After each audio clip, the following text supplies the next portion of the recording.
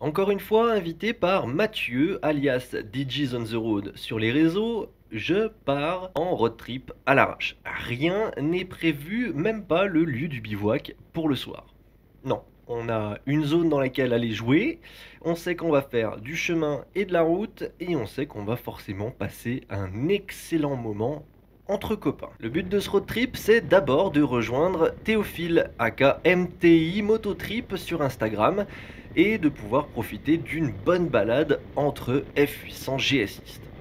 Bon, pour l'instant, on arrive sur le Cheylard, on attaque la descente avec les épingles. Le genre de route qui fait rêver tous les motards, mais je t'assure qu'une fois que t'y es, t'as vite envie d'en sortir. Ça fout un petit peu la gerbe.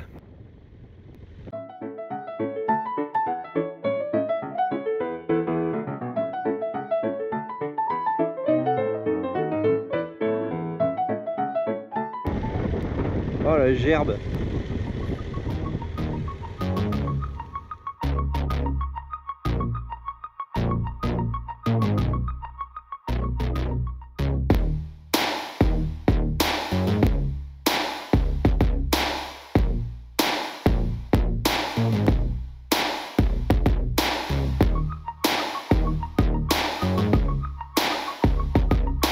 Premier arrêt après avoir bouffé.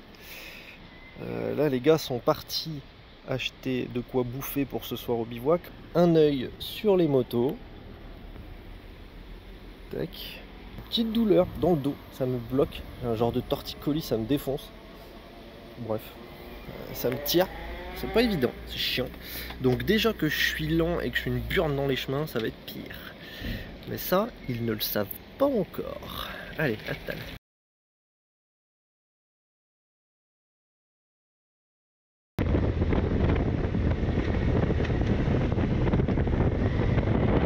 Oh là là, le kiff.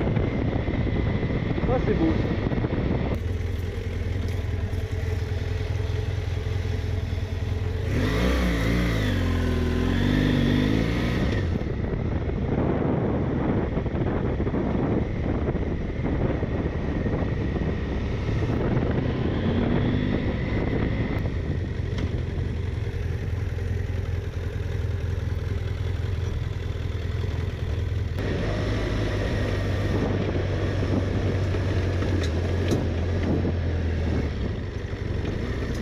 Ah mais mon copain, mais regarde-moi ça, c'est beau.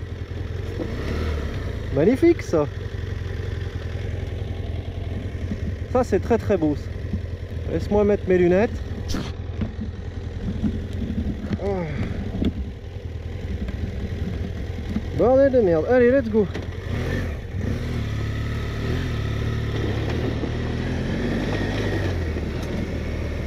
Je déteste ces putains de lunettes avec ce casque là, c'est dégueulasse.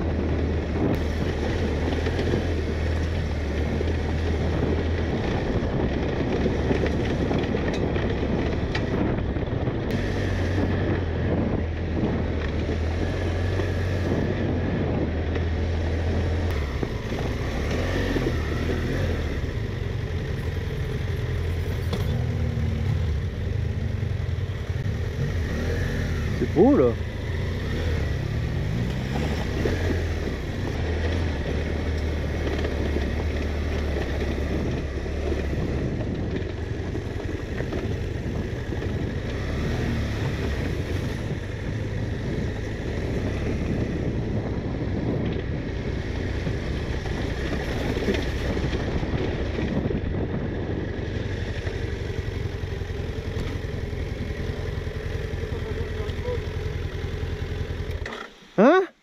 Ouais. J'ai chaud et j'ai soif. Sur un coin d'ombre.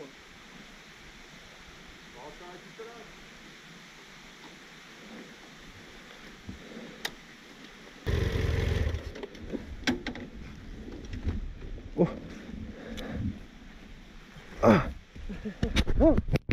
A few moments later. Après cette courte pause, nous sommes sortis de notre premier chemin. Nous reprenons un bout de route pour aller rattaquer le suivant. Nous sommes actuellement sur les traces du TET. Quand même une sacrée coulée de pierre là.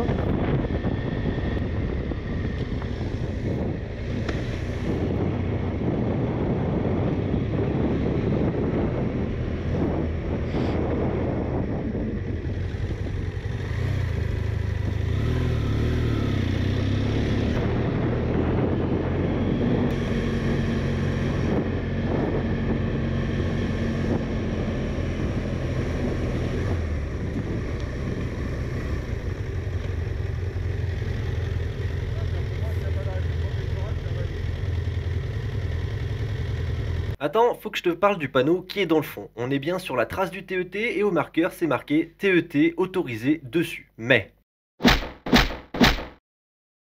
Justement, à propos de ce panneau, il nous a beaucoup divisé. On s'est demandé si on devait l'emprunter ou pas ce chemin du coup. Moi je pars du principe qu'à partir du moment où il y a un panneau ou une barrière, il vaut mieux rebrousser chemin justement. Et là c'est ce qu'on a fait. Mais on s'est quand même demandé si ce panneau était légal. Donc j'ai envoyé un message sur Instagram au code vert et Thibaut m'a gentiment répondu. Thibaut, si tu nous regardes, merci. Il m'a tout de suite proposé de l'appeler pour pouvoir en discuter de vive voix, parce qu'en fait c'est assez complexe et il y a plein de choses à prendre en compte. Moi, je vais te la faire très simple. Un panneau, légal ou non, il vaut mieux respecter ce qu'il indique. C'est beaucoup trop long pour arriver à prouver le contraire si jamais tu te fais choper, et c'est beaucoup de démarches et c'est assez long. Ici, ce panneau-là, il est peut-être pas très réglementaire. Il est censé être accompagné d'un arrêté préfectoral. Et cet arrêté, pour le connaître, il faut appeler la mairie. Toutes les mairies ne sont pas obligées de le notifier en dessous avec un petit panonceau rectangulaire. Ça fait partie des légendes urbaines. Non, le panonceau qui indique l'arrêté préfectoral n'est pas obligatoire. S'il y a un panneau ou une barrière, mes amis, écoutez ce conseil, reculez, n'y allez pas. C'est trop risqué pour votre porte-monnaie.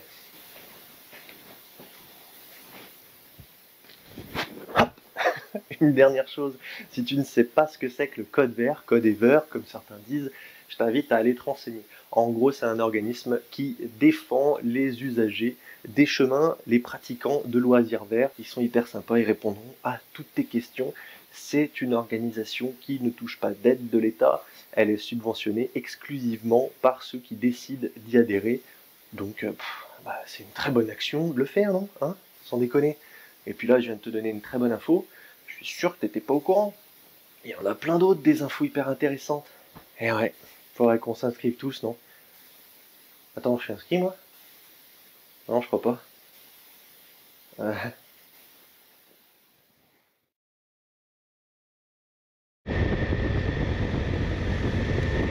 bah demi-tour. Il y avait un panneau interdiction. D'après Mathieu, il semblait pas bien légal. Mais on a préféré faire demi-tour, voilà. On sait jamais. Et moi je pars du principe qu'il vaut mieux respecter ces trucs là plutôt que de faire n'importe quoi, parce que sinon on n'aura plus le droit de rien faire. Déjà qu'on n'a pas le droit de faire grand chose. Après chacun sa façon de voir, hein. Tout se respecte. Voilà, là.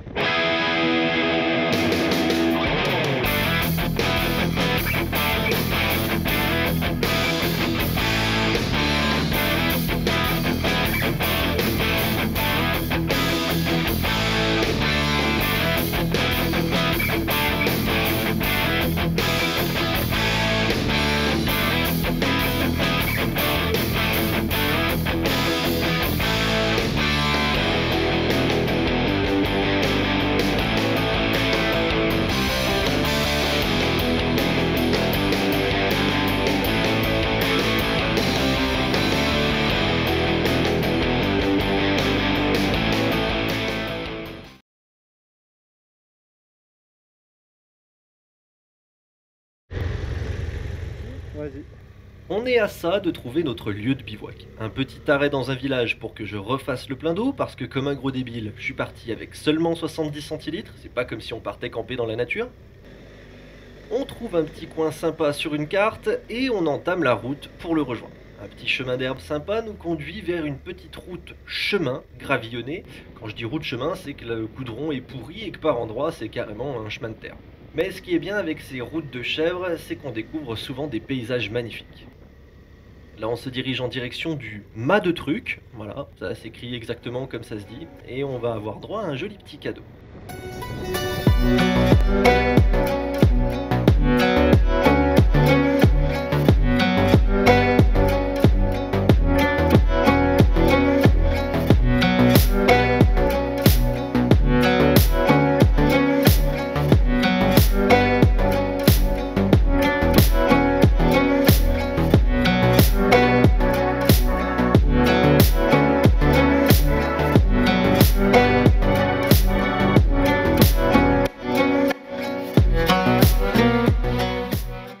Bon petit topo. Alors, on va chercher un lieu de bivouac. C'est 19h18. Honnêtement là les petites routes de chèvres elles sont en train de m'avoir, je suis mort.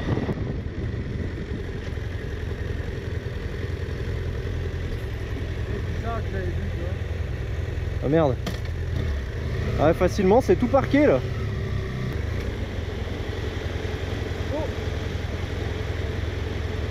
Ah ouais c'est joli hein.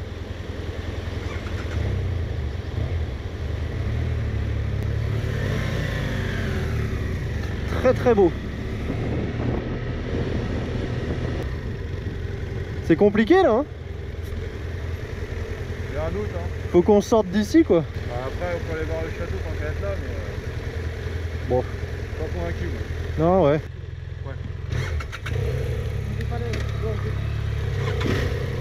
On repartira de l'autre côté du coup. Ouais, je pense hein. Ouais. Bah, ça part un peu bouché là quand même. Ah ok. Bah, non. Je sais pas où ça mène après c'est pour ça. Un peu c'est que j'ai l'impression qu'on va se retrouver dans le village puis après on monte assez haut. Moi j'ai peur que ça soit hyper escarpé hein. Ouais ok.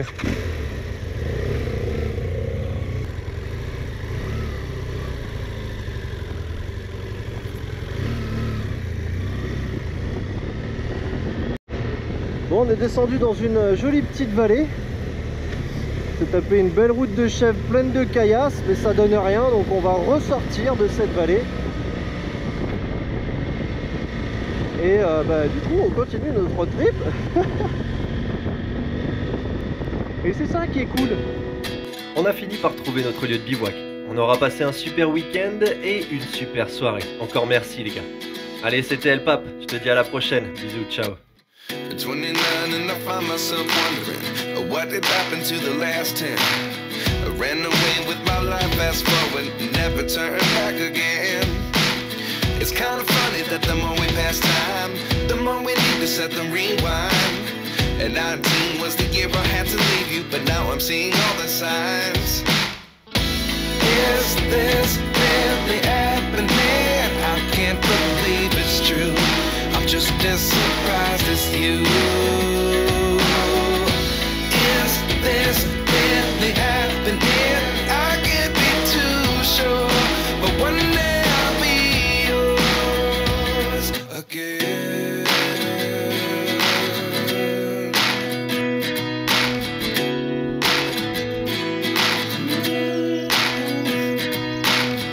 Life lessons come one in a dozen. The other 11 get something from nothing. I sit here looking for an answer. Maybe the biggest question was in the last chapter. You gave me the soul I have today. Without you I never could have moved away. But now I see what you teach. I